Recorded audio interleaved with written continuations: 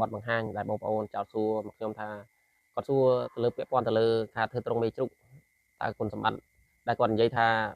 ធ្វើត្រង់លៀតហើយនឹងធ្វើត្រង់ចុចហ្នឹងតើគុណសម្បត្តិវាពីរហ្នឹងមួយណាដែលល្អភាសាជាងគាត់ភាពជាក់ស្ដែងដែលខ្ញុំឆ្លងកាត់មកបងប្អូនចំពោះខ្ញុំឯងបងប្អូនណាហ្នឹងហើយមិនមែននិយាយថាទៅកាន់បងប្អូនមួយណាដែរគាត់ថាចំពោះខ្ញុំបទពិសោធន៍ខ្ញុំពីមុនមកគឺខ្ញុំធ្លាប់ចាំមេ1មេ2អញ្ចឹងបាទខ្ញុំធ្វើត្រង់លៀតដូចបងប្អូនហ្នឹងដូចថា2ម៉ែត្រទៅគុណនឹង2ម៉ែត្រកន្លះទៅគឺមេ1ហើយ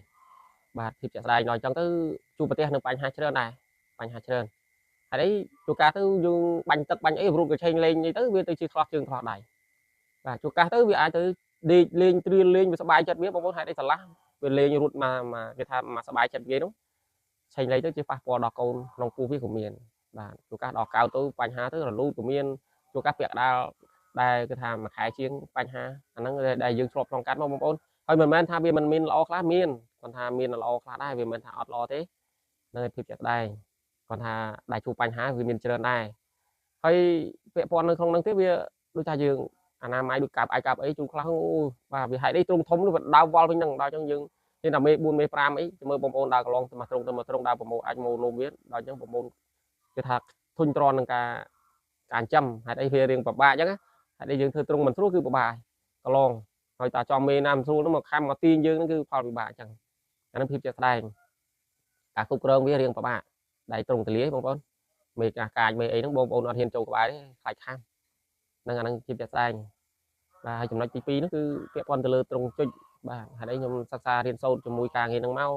បាទគឺខ្ញុំឃើញអានេះចង់និយាយភាពជាក់ស្ដែងតាមការដ្ឋាននីមួយៗដែលយើងសិក្សារៀនសូត្រទៅគេប្រើត្រង់គេថាត្រង់ចុចនេះគឺ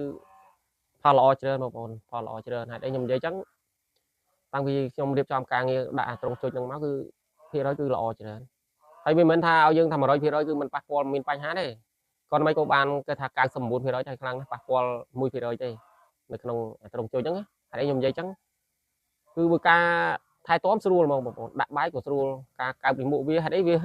អត់មានពិបាកមានអត់មានវល់ទៅណាទេវានៅតែគូតក្រោយវាទេបាទដល់អញ្ចឹងទៅមេហ្នឹងយកដាក់លហែទៅស្រួលអនាម័យបាទស្រួលអនាម័យស្រួលថែទាំ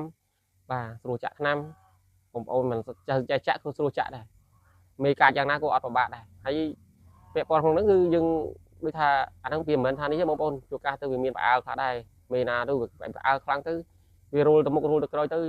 បាទគេថាយូរទៅវាមានប៉ះពាល់ដែរត្រឹមឆ្លោះជើងឆ្លោះដៃហ្នឹងវាមានដែរវាមិនមែនថាអត់សោះទេ